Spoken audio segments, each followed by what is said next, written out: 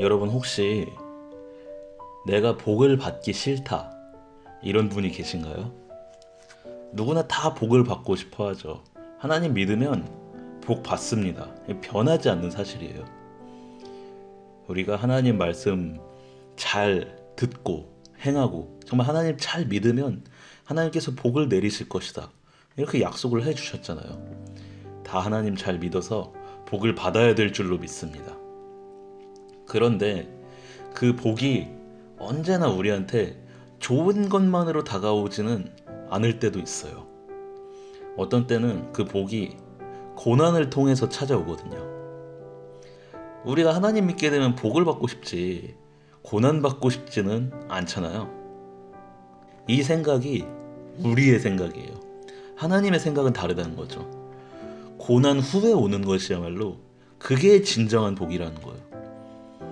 이러한 복을 충만하게 받은 사람이 성경에 나타난 다윗이에요.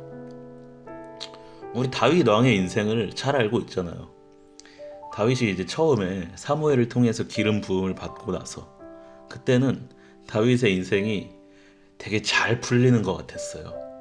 골리앗을 물리치고 사울의 사위가 되었죠. 인생이 탄탄대로로 열린 거예요. 당장이라도 왕이 될 수 있었을 것 같아요. 백성들이 다윗은 만만이요 사울은 천천히다 할 때 다윗의 그 당시 다윗의 생각은 나 지금도 왕이 될 수 있을 것 같아. 그랬을 수도 있어요. 근데 그 이후에 그의 인생이 어떻게 되죠? 질투에 눈이 먼 사울에게 쫓겨서 도망자의 인생을 살기 시작하잖아요. 늘 죽음의 두려움 속에 살았고 살기 위해서 이방인의 땅에서 미친 척을 하는 그런 굴욕까지 당했단 말이에요. 이런 수모를 당하면서 다윗이 얼마나 많이 기도를 했어요. 그 기도가 시편에 얼마나 많이 수록이 돼 있냐고요. 내 원수가 나를 쳐서 내가 낙담하였으니 나를 도와주옵소서. 얼마나 다윗이 기도를 많이 했냐고요. 이게 정녕 하나님께서 약속하신 복인지 의심했을 수도 있고, 하나님께서 기름 부어서 왕으로 세우신다고 해놓고 나를 왜 이런 꼴로 만들었느냐 원망했을 수도 있어요. 하지만 다윗은 그 고난 안에서 하나님께서 주시는 복을 발견을 하게 됐습니다. 이런 비참한 상황 속에서 하나님의 능력을 발견을 한 것이죠. 그래서 다윗은 신세한탄을 하다가도 하나님의 능력으로 자신을 회복시키실 것이라는 확신을 가질 수 있었던 것입니다.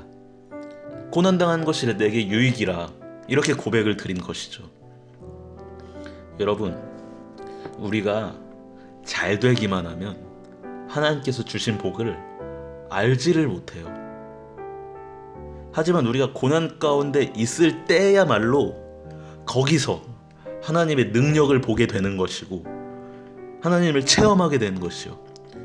우리 육신은 지칠 수도 있어요. 하지만 우리 영혼이 이 고난 속에서 하나님 안에서 평안함을 얻게 된다면 거기서 하나님의 복이 드러나는 거예요. 이게 하나님께서 주시는 최고의 복이 아니면 무엇이겠냐는 말이죠. 현재 우리가 많은 어려움 가운데 있는 줄로 압니다. 홍수나 코로나의 질병이 계속해서 사회를 괴롭히고 실질적으로 그것들이 우리에게 건강적으로도 그렇고 물질적으로도 그렇고 계속해서 피해를 주고 있는 거예요. 특히 우리 성도들은 교회에서 예배를 드리지 못한다는 그런 어려움 가운데도 처해 있잖아요. 낙심하게 되는 상황인 거예요. 하지만 그곳에서 우리가 하나님의 일하심을 바라본다면 우리가 거기에서 소망을 얻게 되는 것입니다. 하나님의 복이 현재의 고난 가운데서 발견되는 것이죠. 우리가 그 소망을 바라보고 인내하고 연단한다면 필히 그 소망이 우리에게 이루어질 것입니다. 그러므로 우리가 이제는 지금의 고난 가운데서 낙심해야 될 때가 아니에요. 인내하고 소망을 가지고 하나님을 바라볼 때인 것입니다. 말씀대로 살 때인 것입니다.